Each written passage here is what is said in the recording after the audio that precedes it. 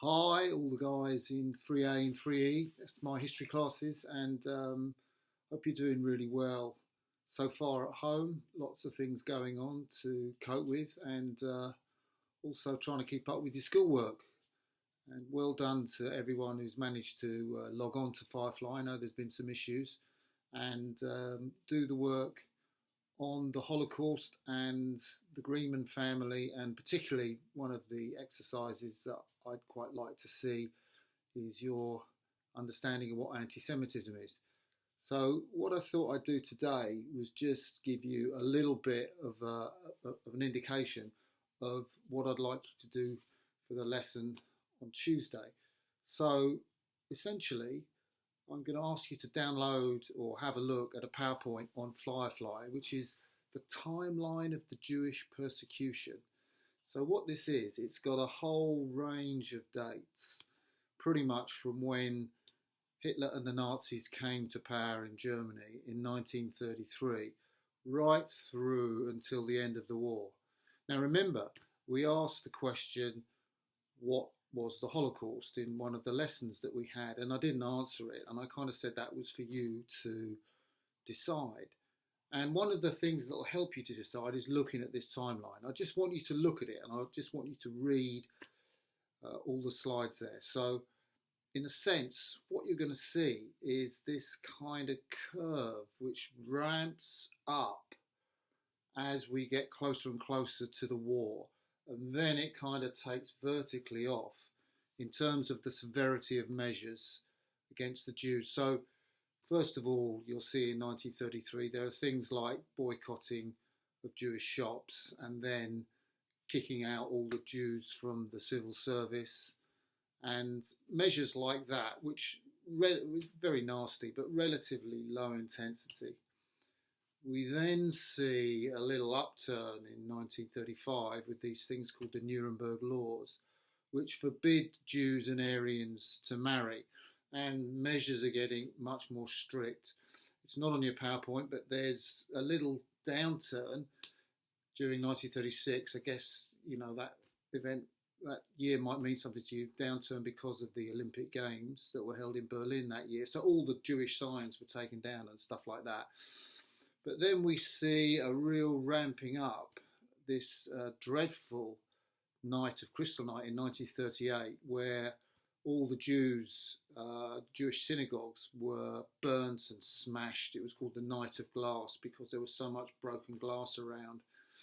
And we can see how measures against Jews not being allowed to own factories and businesses, and having to sell things to Germans at knockdown prices, come closer as the war progresses.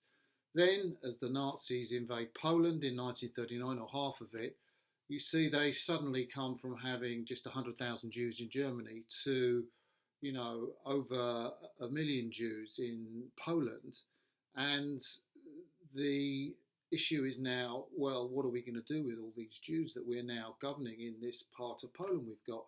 So the creation of the ghettos, these are areas in the towns where Jews congregate, 2 or 3 families to a room. It's incredibly crowded, and we see this policy of ghettoization, along with summary executions and things like this that are happening. Then we see during 1941 that the curve go up a little bit more, and that leads to the invasion of the Soviet Union, which is really a crusade. It's a crusade against Bolshevism, and it's a crusade against world Jewry.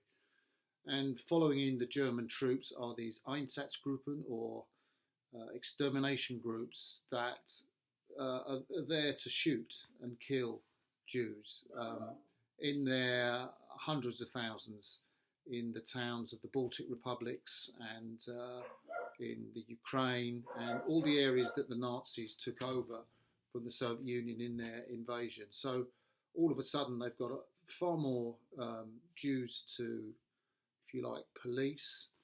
And the solution is, first of all, to murder them with the shooting squads. That then escalates, and you'll see even further, to the building of these special camps. We mentioned Auschwitz because we talked about Len Greenman Barney and Elsa and the family that were deported from Holland to Auschwitz. That's one camp. But there are specific death camps like Sobibor that are built just as death camps. So you go there and you're gassed and you die, and they're not there for any other reason.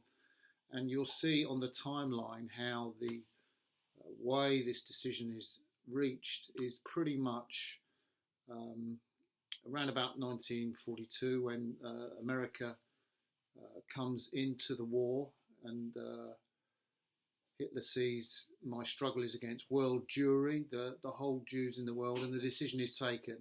And you see this thing at the Wannsee Conference to liquidate all the Jews in Europe that the Nazis can get hold of, hence the death camps.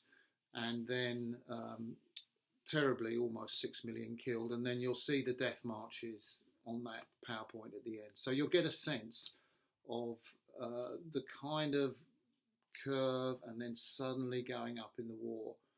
And somewhere on that curve, you've got to decide when the Holocaust started. And if we say what the Holocaust was, you'll be getting more and more of an idea. Did it start in 1933 with the first measures? Did it start at the beginning of 1939 when the war started? Did it start in 1942 with the creation of the death camps? Well, that's for you to work out. But have a look at that PowerPoint and see what you make of it.